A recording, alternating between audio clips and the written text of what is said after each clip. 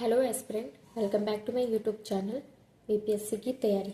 तो आज हम क्लास 6 साइंस का चैप्टर 4 स्टार्ट करने वाले हैं, जिसका नाम है पौधों को जानिए। तो ये जो सारे टॉपिक हैं इसमें हम आज पढ़ने वाले हैं। पहला टॉपिक है पौधे, दूसरा शाक, झाड़ी और वृक्ष, लता, तीसरा तना, चौथा पत्ती, पांचवा जड़, छठा पुष्प। ये सारे टॉपिक हम इस चैप्टर में पढ़ने वाले हैं। तो चलिए टॉपिक शुरू करते हैं। पौधे पौधे क्या होते हैं? हमारे घर के आसपास कई प्रकार के पौधे होते हैं, जिनमें कुछ छोटे, कुछ विशालकाय तथा कुछ धरती पर हरे धब्बों की तरह दिखाई देते हैं। ये सारे पौधे होते हैं। कुछ पौधों की पत्तियां हरी, पीली तथा लाल दिखाई देती है। कुछ पौधों में पुष्प होते हैं, कुछ में नहीं होते हैं। कुछ पौधों में फल होते हैं, कुछ में नहीं होते। ये एक सिंपल सा एक पौधा है। देखिए इसमें कौन कौन से पार्ट पाया जाता है। जो इधर से नीचे का पार्ट होता है उसे मूल तंत्र कहते हैं, और जो इसके ऊपर का पार्ट होता है उसे प्ररोह तंत्र कहते हैं। मूल तंत्र में क्या आता है? जड़। ये जो जड़ होता है नीचे का पार्ट, इसे ही मूल तंत्र कहते हैं, और जड़ के ऊपर का जो सारा पार्ट है उसे प्ररोह तंत्र कहते हैं। जड़ में भी एक प्राथमिक मूल है और एक द्वितीयक मूल है। ये जो मेन जड़ है ये प्राथमिक मूल है, और ये जो इससे छोटी छोटी जड़ें निकल रही है वो द्वितीयक मूल है। और ऊपर आइए देखते हैं क्या क्या चीजें होती है। तो सबसे पहले ये जो होता है ये मेन तना बोला जाता है इसको। तना में से ये जो निकलता है ऐसे, इसको पत्ती बोला जाता है। ये ऐसी एक अलग से डंठल निकल जाती है जिसमें पत्ती भी होती है, फूल भी होती है। ये क्या कहलाती है आपकी? ये जो डंठल निकलती है इसे कलिका कहते हैं। ये इंटरनॉड है। इंटरनॉड मतलब, और ये जो छोटी छोटी निकल रही है ये नॉड है। मतलब अगर डायरेक्ट इसमें से कोई पत्ती या फूल या फल निकलता है तो वो नॉड के थ्रू निकलता है, लेकिन एक ऐसा अलग से तना निकलता है जिसमें फूल, पत्ती, बहुत सारी चीजें होती है, तो वो इंटरनॉड कहलाता है। मतलब दो ऐसा चीज जिसमें सारी चीजें पाई जाती है। जैसे एक अलग से डाली निकल गई, उसमें अलग बहुत सारी डालियां निकल रही हैं, तो उसे इंटरनॉड के थ्रू कनेक्ट किया जाता है, कनेक्ट होता है। मतलब ये हो गया तना, ये हो गया पुष्प, ये हो गया फल, और ये हो गया पत्ती। ये सारी चीजें एक पौधे के पार्ट होते हैं। चलिए हम इन्हें डिटेल में आगे पढ़ते हैं। अधिकांश पौधों को 3 समवर्गों में वर्गीकृत कर सकते हैं। पौधे जो होते हैं पादप, वो कितने प्रकार के होते हैं? 3 प्रकार के होते हैं। जैसे एक शाक, दूसरा झाड़ी, तीसरा वृक्ष। शाक मतलब हर्ब्स, इंग्लिश में आप इसे हर्ब्स बोल सकते हैं।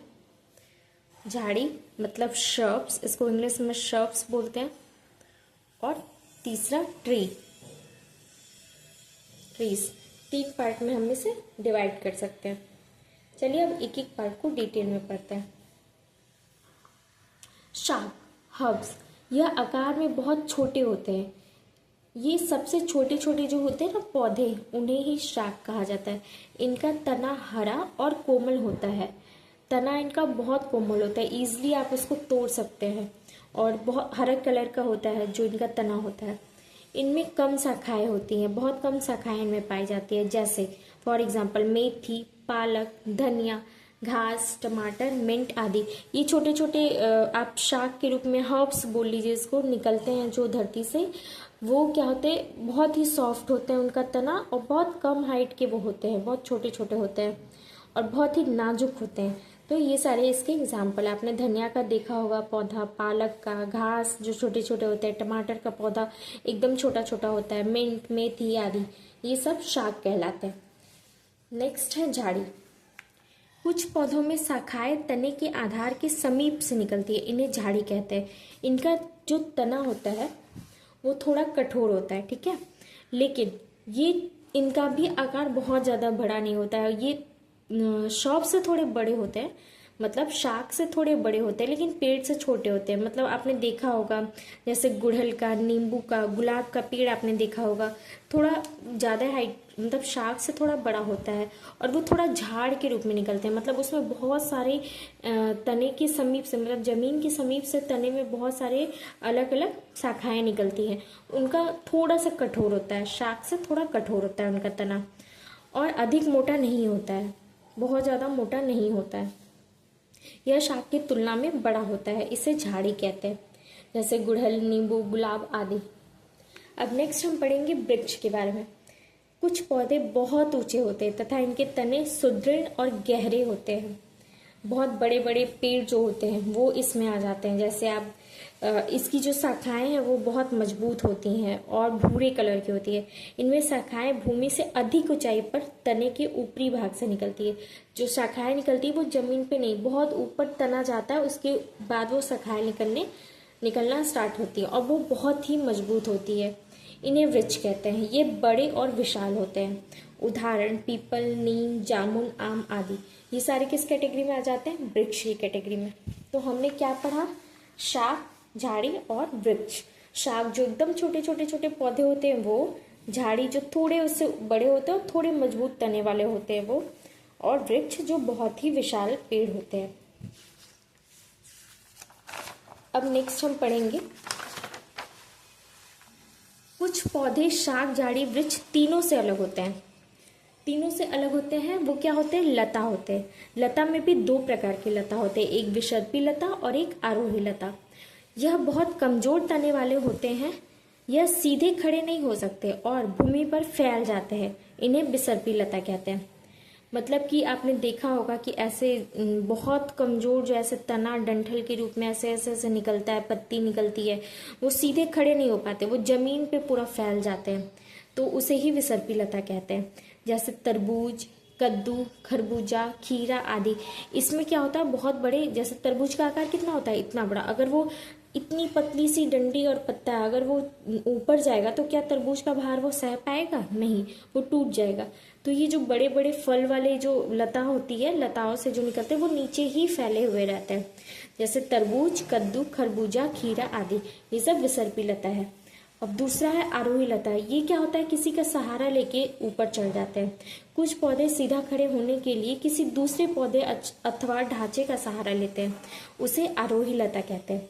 फॉर एग्जाम्पल मनी प्लांट, अंगूर, मटर, अमरबेल आदि। ये क्या होता है? आपने देखा होगा अंगूर का जो होता है वो एक ऐसे गुच्छे में ऊपर लकड़ी का पूरा ढांचा लगा होता है, उसमें ऐसे ऐसे ऐसे करके बांध दिया जाता है। मनी प्लांट भी आपने घरों में देखा होगा कि दीवार पे ऐसे चढ़ जाता है, या फिर कोई उसको सहारा डंडा दिया जाता है, उसमें ऐसे ऐसे करके ऊपर चढ़ जाता है। तो ये सारा क्या है? आरोही लता। आरोही मने क्लाइंबर्स, ऊपर चढ़ना, और विसर्पी मने क्रीपर्स, नीचे रेंगने वाले लता। तो ये दोनों लता है। अब तीसरा टॉपिक है तना।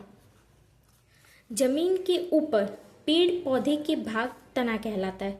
मतलब कि जमीन के नीचे का तो जड़ कहलाता है, और जमीन के ऊपर जो पेड़ का भाग होता है उसे ही तना कहते हैं। तने से ही पत्तियां, शाखाएं, कली, फल और फूल निकलते हैं। तने से ही सारी चीजें निकलती हैं। तना पौधों का सबसे मजबूत हिस्सा होता है। तना नहीं हो किसी पेड़ में, मतलब तना के बिना उसका कोई ढांचा ही नहीं होता है। यह जल तथा खनिज को पौधे के अन्य सभी भागों तक लंबवत रूप से ऊपर पहुंचाता है। तना क्या करता है? जड़ से जितना भी जल और खनिज होता है उसको अवशोषित करके ऊपर बाकी पेड़ के सारे पार्ट तक आपको पहुंचाता है। पेड़ों में तने को ट्रंक कहा जाता है। जो पेड़ में सबसे मोटा मोटा जो तना पाया जाता है ना, उसे ही ट्रंक कहते हैं। तना दो तरफा परिवहन तंत्र की तरह काम करता है। इसे हम आगे पढ़ेंगे। नेक्स्ट टॉपिक है पत्ती। पौधे का हरा भाग पत्ती होता है। यह तने से जुड़ी होती है। यह पौधों को अपना भोजन बनाने में सक्षम बनाती है। पत्ती में दो चीजें होती है, एक कि वो प्रकाश संश्लेषण की क्रिया करता है, और दूसरा वो वाष्पोत्सर्जन करता है। पत्ती का जो पूरा ढांचा है वो कुछ इस प्रकार से है।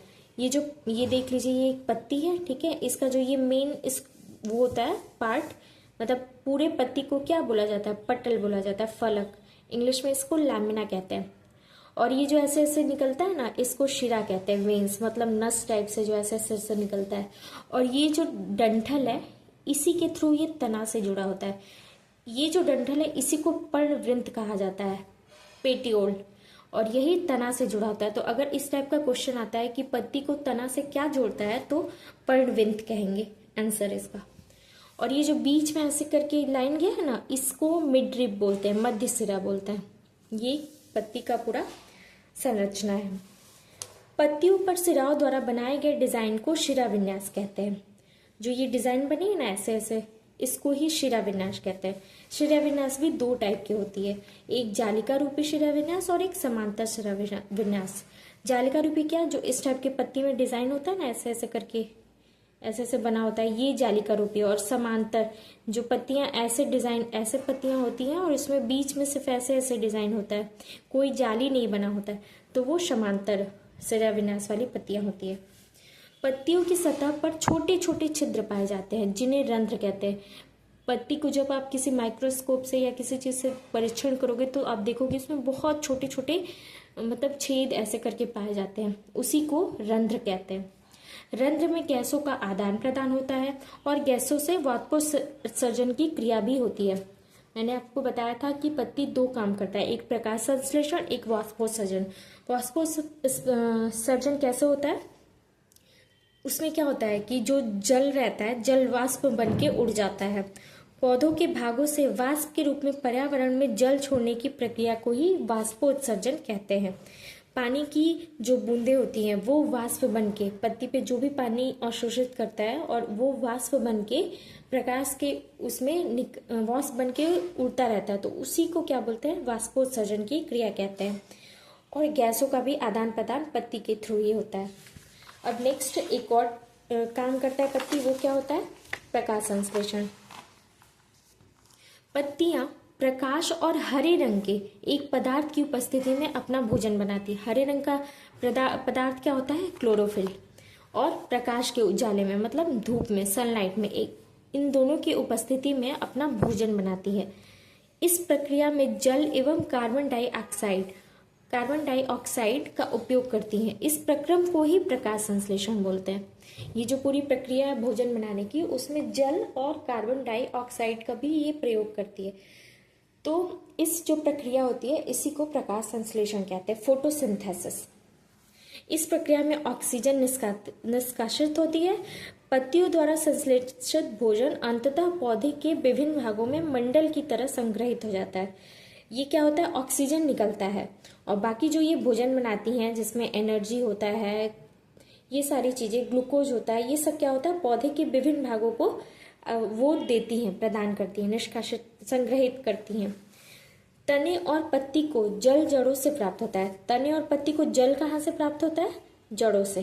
तो नेक्स्ट हम जड़ के बारे में पढ़ेंगे। जड़, रूट। पेड़ पौधों का वह भाग जो जमीन के अंदर पाया जाता है उसे जड़ कहते हैं। यह पेड़ पौधों को आधार प्रदान करती है। जमीन के अंदर जड़ें पाई जाती हैं और ये एक पौधे को एक आधार प्रोवाइड करती है। जड़ें जमीन से खनिज पदार्थों का अवशोषण कर पेड़ पौधों के विभिन्न भागों तक पहुंचाती है। जड़ से क्या, पानी और खनिज लवण को वो अवशोषित करता है और पेड़ के बाकी सारे विभिन्न भागों में उसको पहुंचाता है। इन्हें मिट्टी में पौधों का स्थिरक भी कहा जाता है। स्थिरक क्यों, क्योंकि वो बिल्कुल पेड़ को एक सहारा देता है, स्थिर खड़े रहने में हेल्प करता है, इसलिए इसे स्थिरक भी कहा जाता है। यह 3 प्रकार की होती है। मेनली तो 2 प्रकार की जड़ें होती है, एक मूसला जड़ और एक रेशेदार जड़, लेकिन एक बीच में पार्श्व जड़ भी बताया गया है। तो मेन मतलब 2 टाइप की होती है, मूसला और रेशेदार, लेकिन पार्श्व भी मूसला के अंदर आता है। मूसला जड़ को इंग्लिश में टैप रूट बोलते हैं और रेशेदार को फाइब्रस रूट बोलते हैं। ये देखिए, ये मूसला जड़ में एक मेन ऐसे जड़ निकलती है, ठीक है, ये मेन होती है और इसमें से ऐसे ऐसे करके छोटे छोटे जड़ निकलते हैं, इसी को पार्श्व जड़ कहते हैं, इसको ही पार्श्व जड़ कहते हैं, ठीक है।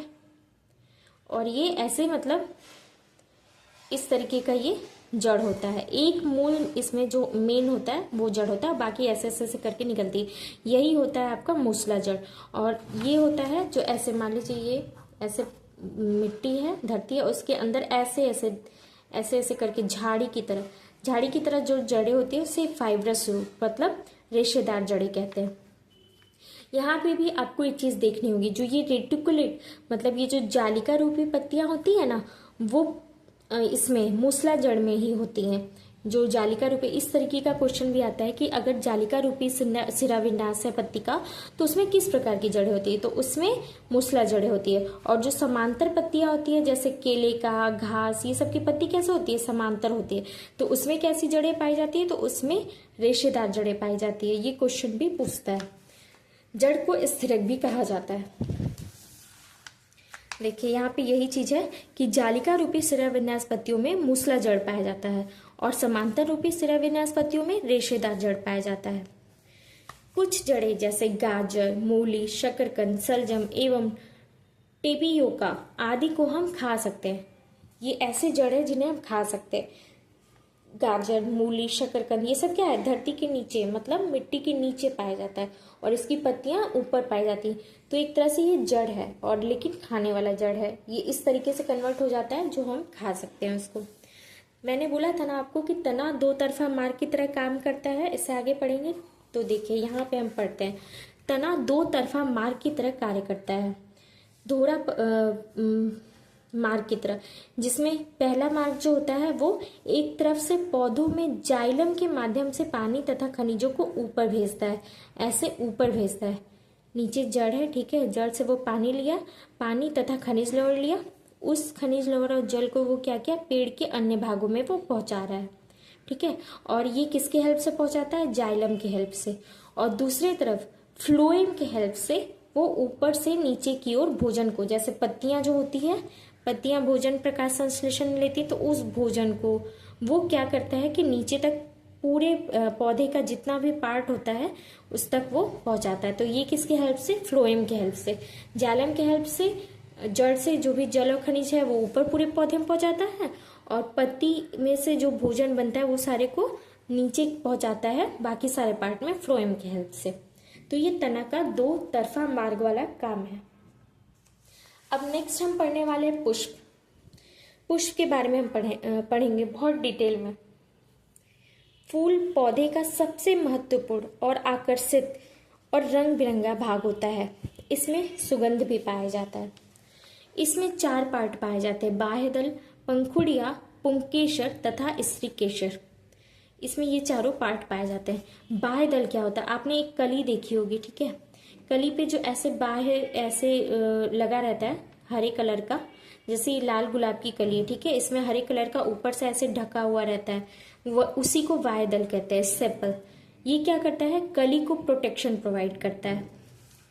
और फूल, आप कोई फ्लावर है उसकी जो पंखुड़ियां होती है उसे ही दल कहते हैं, इंग्लिश में आप उसे पेटल कहते हैं। ये मान लीजिए एक फ्लावर है, ठीक है, इसके अंदर ये जो ऐसे पार्ट होता है इसी को हम स्त्रीकेसर कहते हैं और ये जो इस तरीके का पार्ट होता है इसे पुंकेसर कहते हैं। स्त्रीकेसर क्या है, जो प्रजनन की जो वो क्रिया होती है उसमें जो फीमेल पार्ट होता है वही स्त्रीकेसर, हिंदी में उसे स्त्रीकेसर बोलते हैं, इंग्लिश में उसे पिस्टल कहते हैं। और ये पुंकेसर होता है, इसे इंग्लिश में स्टामेन कहते हैं। तो चलिए हम इसे डिटेल से पढ़ते हैं। ये जो स्त्रीकेसर का पार्ट है इसमें ये अंडाशय है, ओवरी, बीच के पार्ट को वर्तिका कहते हैं, स्टाइल, और ऊपर ऐसे गोलाकार आकृति होती है इसे वर्तिकाग्र कहते हैं, स्टिग्मा। स्टिग्मा, स्टाइल, ओवरी, वर्तिकाग्र, वर्तिका और अंडाशय। चलिए इसे डिटेल में पढ़ते हैं। स्त्रीकेसर में 3 भाग पाए जाते हैं, पहला वर्तिकाग्र, दूसरा वर्तिका और तीसरा अंडाशय। यहाँ मैं आप लोग को थोड़ा इसको समझा देती हूँ क्या होता है। देखिए ये जो है ये स्त्रीकेसर है, इसी को पिस्टल स्त्रीकेसर बोला जाता है।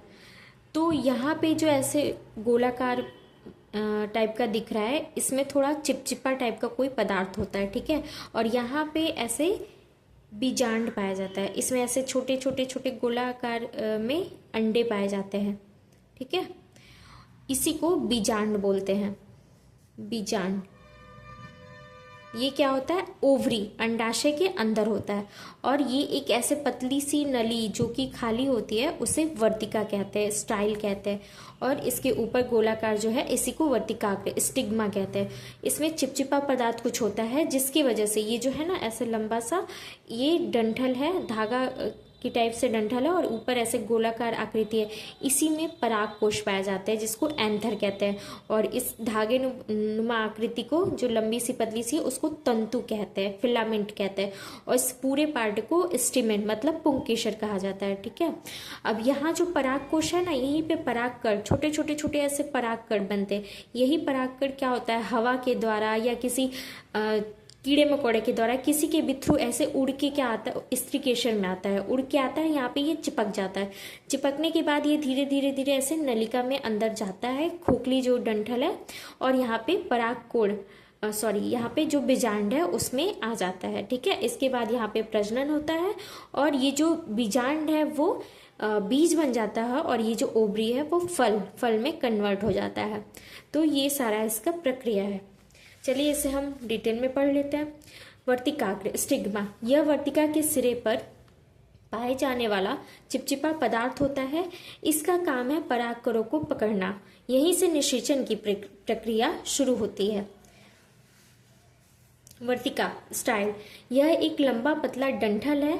यह एक खोखली ट्यूब की तरह होती है जो परागकण को अंडाशय तक ले जाती है। इसे पराग नलिका भी कहा जाता है। यही है डंठल जो यहाँ से परागकण को ले जाती है और इसे ही वो बोला जाता है, पराग नलिका भी बोला जाता है। नेक्स्ट है अंडाशय। ये जो 3 पार्ट है ये स्त्रीकेशर के अंदर पाया जाता है, वर्तिका, वर्तिकाग्र, वर्तिका और अंडाशय। वर्तिकाग्र, वर्तिका और अंडाशय। अंडाशय को इंग्लिश में ओवरी भी बोला जाता है। अंडाशय में बीजांड होते हैं जो निषेचन के बाद अंततः बीज बन जाते हैं और अंडाशय बीज को ढक लेता है और फल में विकसित हो जाता है। मैंने बताया था ना, ये जो बीजांड है वो बीज बन जाता है और ये जो ऐसे ढका हुआ है उसको वो फल बन जाता है। बीजांड को इंग्लिश में ओव्यूल भी बोला जाता है। यह फूल की अंडाणु कोशिकाएं हैं।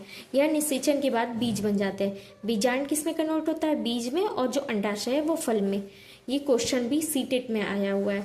ओव्यूल्स किस में कन्वर्ट होते हैं, सीड में, और जो ओवरी है वो फ्रूट में कन्वर्ट होती है। नेक्स्ट हम पढ़ेंगे पुंकेसर के बारे में, स्टेमेन के बारे में। यह पुष्प का नर प्रजनन भाग होता है। इसके 2 भाग होते हैं, एक तंतु और दूसरा परागकोश। एक तंतु और दूसरा परागकोश। तंतु को इंग्लिश में फिलामेंट बोलते हैं और परागकोश को एंथर बोलते हैं। तंतु क्या होता है, यह एक धागे जैसी संरचना की लंबी डंठल होती है। इसके शीर्ष पर परागकोश होते हैं। तंतु के शीर्ष पर गोलाकार आकार का पाए जाने वाला परागकोश कहलाता है। इसका प्रमुख कार्य क्या है, परागकणों, परागकण को इंग्लिश में पोलिन ग्रेन बोलते हैं, इसका उत्पादन करना है। मैंने बताया था ये 2 पार्ट पाए जाते हैं, ये तंतु और ये परागकोश। इसी में परागकण पाए जाते हैं जो कि इधर आते हैं और नीचे अंदर चले जाते हैं और इसमें बीजांड में मिल जाते हैं। और फिर इसके बाद निषेचन की प्रक्रिया होती है जिससे ये बीज में बदल जाते हैं और ये गोलाकार जो है वो ओवरी जो है फ्रूट में बदल जाता है। तो ये था हमारा फूल का सारा पार्ट। फूल भी 2 टाइप के होते हैं, एक एकलिंगी फूल होते हैं, एक द्विलिंगी। एकलिंगी माने यूनिसेक्सुअल और द्विलिंगी मतलब बाइसेक्सुअल। जिसमें एकलिंगी क्या होता है, जिसमें सिर्फ पुंकेसर या स्त्रीकेसर पाया जाता है, दोनों नहीं पाया जाता। और द्विलिंगी क्या होता है, जिसमें दोनों पाया जाता है। तो जिसमें पुंकेसर या फिर स्त्रीकेसर पाया जाता है उसका एग्जाम्पल है खीरा, पपीता और मक्का। और जिसमें दोनों पाया जाता है उसका एग्जाम्पल है सरसों, गुलाब और पेट्यूनिया। पेट्यूनिया भी एक फ्लावर है। तो ये था हमारा आज का चैप्टर, पौधों को जानिए। ये सारा खत्म हो गया है। अब नेक्स्ट पार्ट में हम इससे रिलेटेड सारे क्वेश्चन करने वाले हैं। ये सारे टॉपिक हो गए हैं, अब इससे रिलेटेड क्वेश्चन हम करेंगे जो कि बहुत इंपॉर्टेंट क्वेश्चन होगा, बहुत सारे एग्जाम में वो पूछा जाता है। तब तक के लिए अगर आप लोगों को मेरी वीडियो पसंद आती है तो please like, share and subscribe. Thank you.